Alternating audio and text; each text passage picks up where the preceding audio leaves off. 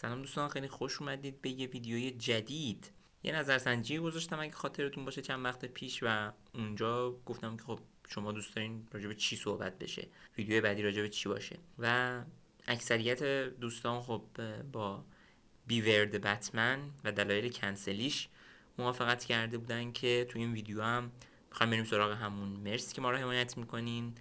بریم که ویدیو رو شروع کنیم.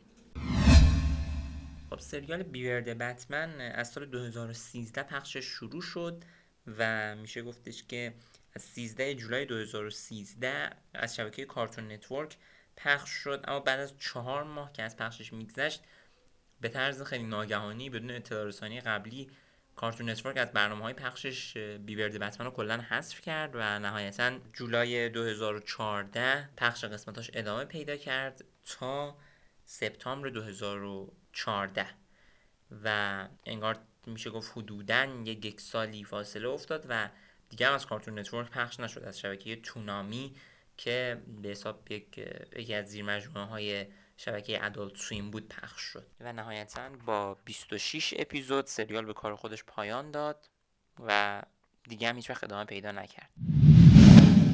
دلایل زیادی برای کنسلی سریال مطرح شده. مثلا یکیش این بوده که یک شکست اقتصادی شده سریال.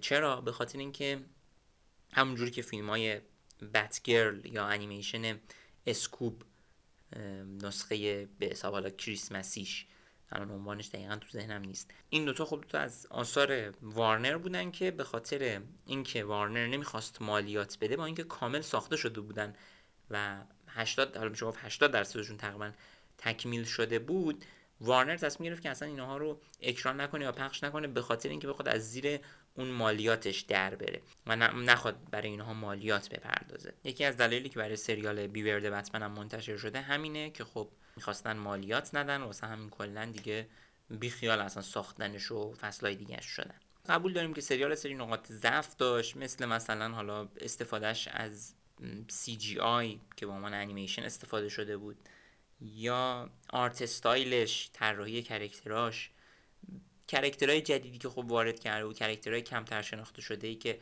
حالا چه از دنیای بتمن چه از کل دنیای DC وارد این سریال شده بودن بود که مخاطبا رو نتونسته بود جذب کنه و خیلی به اصطلاح سریال نمیشه گفت کم ایرادیه. مسئله که حالا چیه؟ مسئله که هست اینه که این موارد به چشم چه کسایی میان؟ به چشم بیننده های مثلا بالای 13 سال دیگه، یعنی تقریبا اون قشرن که براشون مهمه از چه کرکتری استفاده بشه یا چه میدونم آرت استایلش مثلا چه جوری باشه، پرداختش، داستانش، اونا براشون مهمه. در حالی که خب شاید خیلی کم اهمیت باشه نظر این طیف از مخاطبا و اون طیفی مهمتر باشن که میرن و اسباب بازی و محصولاتی که از اون انیمیشن تولید میشه رو میخرن. اون طیف اگه یعنی طیف مثلا زیر 13 سال اگه بشینن خب انیمیشن رو نگاه کنن و دلشون یه اسباب بازی مثلا بیورد بتمن بخواد و برن بخرن، خب یعنی که انیمیشن کار خودشو کرده، از نظر بازاریابی تونسته یک محصول موفقی باشه. و اگر قرار بود که صرفا نظر تمام مخاطبا مهم باشه یا مثلا نظر اکثریت مخاطبا مهم باشه، خب یه سریالی مثل تیم تایتانز گو دیگه احتمالاً تا الان نباید اصلا وجود می داشت. ولی خب مشخصه که تیم تایتانز گو هنوز برای در واقع شرکت و تولید کننده ها سودآوری داره، حالا با اون محصولات جانبی که بالاخره میفروشه. چند تا دلیل اصلی میتونه داشته باشه کنسل شدن حالا چه بیورد بتمن چه خیلی از سریال های دیگه که شاید اون زمان پخش میشدن و بعد از یک دو فصل کنسل شدن، مثل یانگ جاستیس، گرین لانترن، سیمبیونیک تایتان و تاندرکتس 2011. اینا خب سریالایی بودن که تقریبا میشه گفت خیلی زود کنسل شدن بعد یک دو فصل. اینا میتونن دلایل مشترکی داشته باشه کنسلیاشون که الان به اونها میپردازیم. مورد اول سیاست‌های همکاریه. ببینید کارتون نتورک خودش یک استودیو انیمیشن سازیه ولی تحت نظر برادران وارنر داره فعالیت میکنه. از اون طرف برادران وارنر یک دپارتمانی داره به نام وارنر بروز انیمیشن یا همون انیمیشن برادران وارنر که خب اون کاملا از کارتون نتورک جداست. خب در حالی که این دوتا دپارتمان انیمیشن سازی هر دوتا تحت عنوان برادران وارنر دارن فعالیت میکنن، اما در این حال یک رقابتی بینشون دائم وجود داره. این سیاست چجوری میتونه اعمال بشه؟ مثلا با دادن ساعت پخش، مثلا به اون انیمیشنی که محصول حالا کارتون نتورک یا مثلا برادران وارنره، یه ساعت پخش، خب دوتاشون دارن از یه شبکه پخش میشن دیگه، دوتاشون دارن از شبکه کارتون نتورک پخش میشن. ممکنه یکی یه تایم بدی بهش بدن، به یکی یه تایم خوبی بدن. تایم بد یعنی چی؟ یعنی مثلا تایمی که بچه‌ها هیچ کدوم نمیشینن پای تلویزیون. و تایم خوب چیه؟ تایمی که خب بچه‌ها میشینن پای تلویزیون.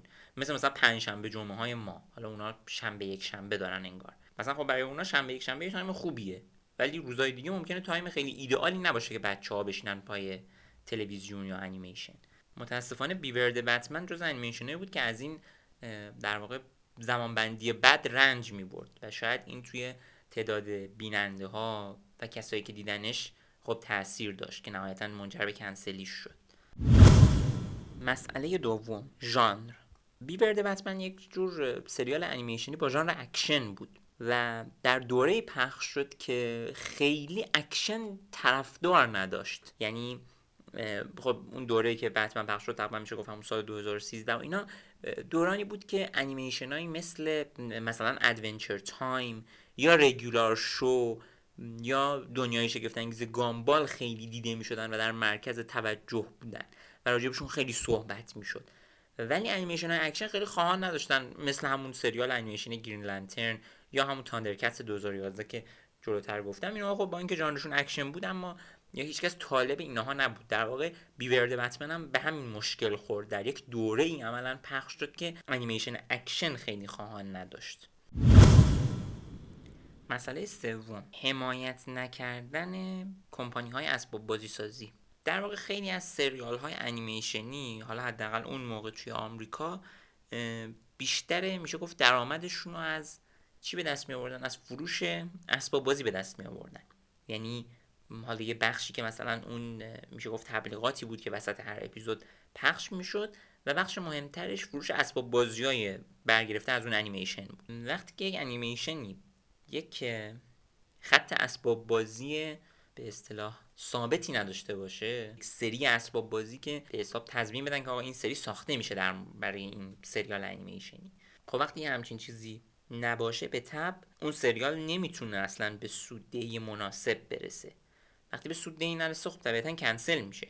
میچ واتسون که از خالقای سریال بیورد بتمن بود که قبلا با میچ واتسون داستان داشتیم توی فصل سوم اسکوبیدو به دلایل کنسلی اون، اینجا هم نام میچ واتسون میدرخشه. میچ واتسون توی یکی از مصاحبه‌هاش گفته که در واقع فصل سوم سریال میتونست ساخته بشه و ساخته شدنش هم تضمین شده بود اگر یک خط اسباب بازی ثابت داشت، یک کمپانی اسباب بازی سازی به شکل ثابت تصمیم میگرفت که برای اینها اسباب بازی تولید کنه. و اینکه با کمپانی متل که سازنده عروسک‌های اسباب بازی و عروسک‌های باربی هم هست صحبت شده بود که حالا موتورسیکلت و قایق و ماشین به اصطلاح بتمن رو برای این سری بسازن براشون، اما نهایتا متل با خط اسباب بازی بتمن خودش جلو رفت. یعنی یک سری اسباب بازی بتمن از خودش در آورد اصلا که ربطی به هیچ مثلا سریال یا انیمیشن خاصی نداشت.